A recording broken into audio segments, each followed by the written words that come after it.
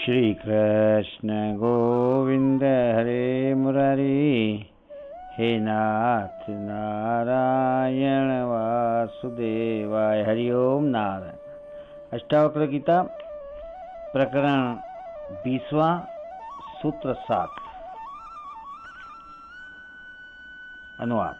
मुझ अद्वैत स्वरूप को कहाँ सृष्टि और कहाँ संहार, कहाँ साध्य है और कहाँ साधन है, कहाँ साधक है अथवा कहाँ सिद्धि है। व्याख्या। विभिन्न धर्म सृष्टि एवं उसके प्रलय संबंधी विभिन्न धारणाएं व्यक्त करते हैं। कुछ कहते हैं कि यह सृष्टि अनादि है, इसे किसी ने बनाया नहीं, यह कभी नष्ट नहीं होगी। तो कुछ कहते हैं परमात्मा ने 6 दिन में सृष्टि बनाई, वही इसका संचालन कर रहा है, तथा वही इसका संहार भी करेगा।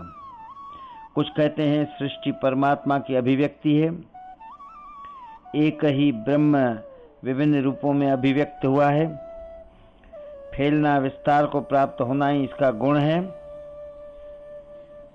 सृष्टि का निर्माण संकल्प से हुआ, एक सीमा तक इसका विस्तार होगा, इसके बाद वह पुनः सिकुड़ेगी एवं निज स्वरूप ब्रह्म में पुनः विलीन हो जाएगी। यही प्रलय की स्थिति होगी। विज्ञान भी मानता है कि पदार्थ और ऊर्जा भिन्न नहीं है। पदार्थ ऊर्जा का दृश्य रूप है एवं ऊर्जा पदार्थ का अदृश्य रूप। दोनों एक दूसरे में परिवर्तनशील हैं।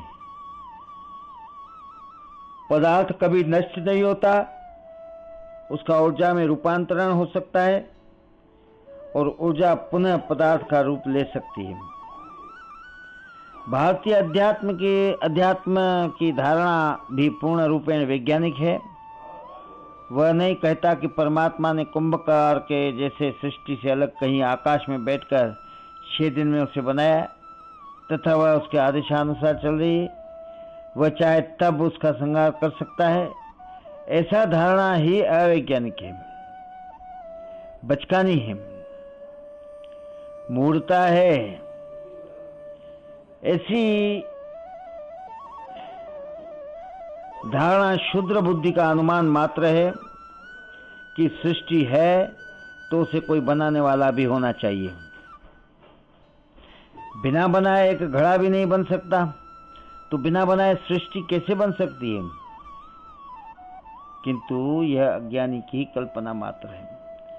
अद्वैतवादी कहते हैं कि परमात्मा कोई व्यक्ति नहीं है जो एक स्थान पर बैठा है, वहीं से सृष्टि का निर्माण कर रहा है एवं संचालन कर रहा है। सृष्टि का निर्माण एवं संचालन कर रहा है तथा वही संहार भी कर रहा है। वह कहता है कि परमात्मा एक विराट चेतन ऊर्जा है, वह असीम है, उसे परिभाषा में नहीं बांधा जा सकता। वही ऊर्जा विभिन्न रूपों में अभिव्यक्त हुई है, समस्त रूप उसी के हैं, वही अस्तित्व है, वह मूर्ति में भी है, समस्त प्राणी एवं वनस्पति में भी है, तो पत्थर में भी वही ऊर्जा है। ऊर्जा ही घनीभूत होकर पत्थर दिखाई देते हैं, इसलिए परमात्मा और उसकी कृति भिन्न भिन्न है, भिन्न भिन्न नहीं है, दो नहीं है। सृष्टा और सृष्टि दो नहीं, एक ही है। अद्वैतवादी की ऐसी अनूठी धारणा अन्य किसी धर्म में नहीं है। अद्वैतवादी की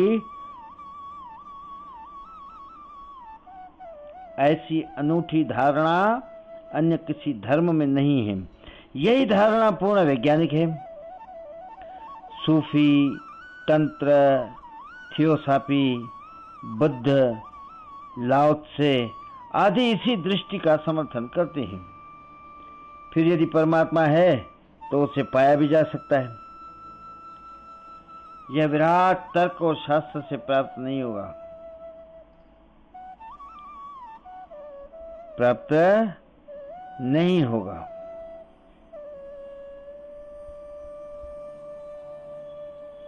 फिर से पढ़ते हैं। राजा जनक सद्गुरु के कारण केवल बोध मात्र से इस अद्वितीय स्वरूप को उपलब्ध हुए। वे कहते हैं कि जब संपूर्ण सृष्टि आत्मा का ही विस्तार है तो आत्मा ही मूल तत्व है, वही अस्तित्व है, फिर उससे भिन्न न कोई सृष्टि है न ही उसका संहार है, क्योंकि अस्तित्व कभी नष्ट नहीं होता, ऊर्जा नष्ट नहीं होती। जिसने आत्मा को पा लिया उसके लिए साध्य, साधन एवं सिद्धि सब व्यर्थ है। ये सब अज्ञानियों के लिए है।